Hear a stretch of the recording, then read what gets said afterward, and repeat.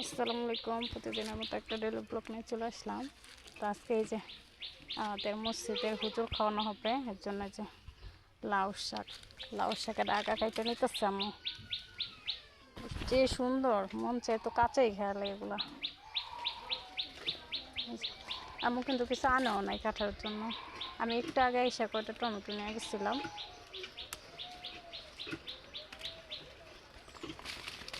সব সুন্দর সুন্দর আগা রে হুজুররা খাওয়াই দেবেন, পরে আমি কি খাবো? রোজাদারি করে আমি দুপুরের খানা ডাল টাল দিলাম দিয়ে ভালো লাগবো খাইতে ভালো লাগে না খাইবো কেন না, অনেকগুলো হয়ে গেছে কিন্তু অনেকগুলো হয়ে গেছে। টমেটো পাইকা দেখছেন কি অবস্থা হয়েছে আম্মু? ওই দেখেন আমি সেমন তো পাকছে, আমি কিন্তু কয়টা নিয়ে গেছি তুই শাক কাটাকাটি করে চলে আসলাম। এখন কুটে নেব, যে কোটা বাসার জন্য সব আমি এখানে রেখে গেছি। আর আমি টমেটোগুলো কিন্তু ভেতর থেকে দেখে নিয়ে হ্যাঁ জায়গায় আমি দেখাই ভিডিওতে। এইবার মাসাল্লাহ তাল তো ভালো লাগে না, কিন্তু ওদিনকে পিঠা ভালো লাগছিল আমার কাছে। আমি তাল পছন্দ করি না। তাল আমু কইতেছে গাছের তাল সবগুলো আমগুলো লেগে গেছে, প্রতিদিন একটা করে তাল পাইতেছে। ওদিন কেউ পিঠা বানাইছিল।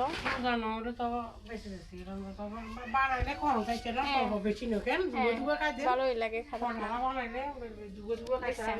তো তাজা কিরকম শাকগুলা একদম। যাই হোক, এখন আমি এই যে কোটা বাচ্চাগুলো করে নেব।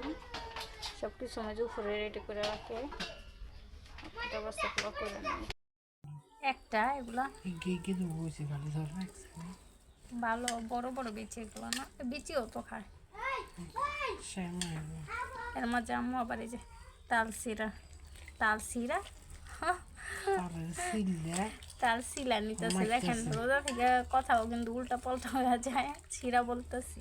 যাই হোক, আপনারা একটু বোঝা নিয়ে। আর আম্মু এই যে ওগুলাকে এখন পানি নিয়ে নিচ্ছে, পানি দেওয়া ভালোভাবে সুন্দর করে এগুলোকে গুছা। আর কি এখন তো রমজান, এখন আর খাওয়া হবে না, রমজানের পরে দেখা যাক কি করা যায়। এগুলো এখন ফ্রিজে রেখে দেবো এগুলো। এখন রান্না বাড়া করতে চলে আসছি, রান্না বসাও দিছি, যে মাছ ভেজে নিছি, রান্না বাড়া করবো এখন। লাউ শাক ডাটা আর হলো আলু কেটে নিচ্ছি, তরকারি রান্না করবো। এগুলো সব কিছু রেডি, এখানে সব আমি রেডি করে রাখি এইভাবে। তো যাই হোক, এখন রান্না বাড়া করবো। এখন আর কি এই যে ভাজাগুলা করব আজকে। এই যে বেগুনি গাছের বেগুন আসলে একটা ছোট্ট, তো এটাই বানাবো। আর এই যে আলু দেওয়া, মানে আলুর চপ বানাবো অন্যরকম করে, সবসময় তো সিদ্ধ করেই বানাই। এখন আজকে বানাবো এরকম গোল গোল করে কেটে বেসনের সাথে দিয়ে ভাজা বানাবো, দেখি কেমন হয়।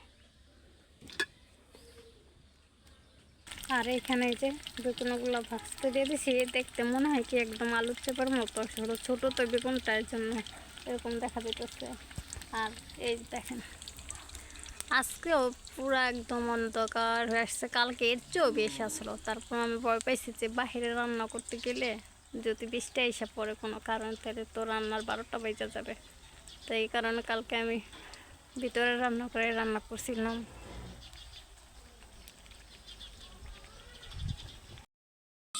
ভাজা পুরা শেষ করে এখন আবার মুরগি আর আলু এইভাবে আসছে কষি আর কি রান্না করবো। হালকা জল রাখতে, বেশি রাখবো না। এটাকে একটু ভালোভাবে কষিয়ে নিচ্ছি। আর এই সাইডে দিয়ে দিচ্ছি আমি লাউ শাক রান্না করবো। আজকে তো ভিডিও শ্যুটটা দেখলে বুঝতে পারবেন, গাছের থেকে টাটকা টাটকা লাউ শাক আছে, কেটে নিচ্ছিল আমার আম্মু। তো লাউ শাক দিয়া রান্না করবো, তেলাপিয়া মাছ দিয়া।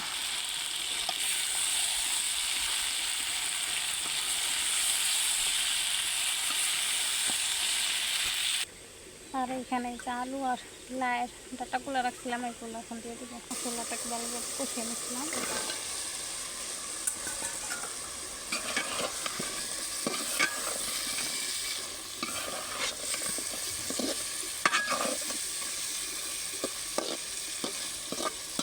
এখন ঢাকনা দিয়ে ডেকে দেবো।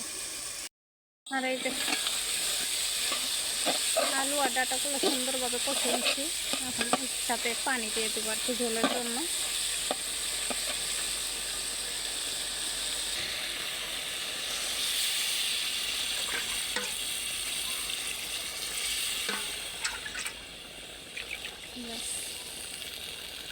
এখন এটা ঢাকনা দিয়ে ঢেকে দেবো বলক আসার আগ পর্যন্ত।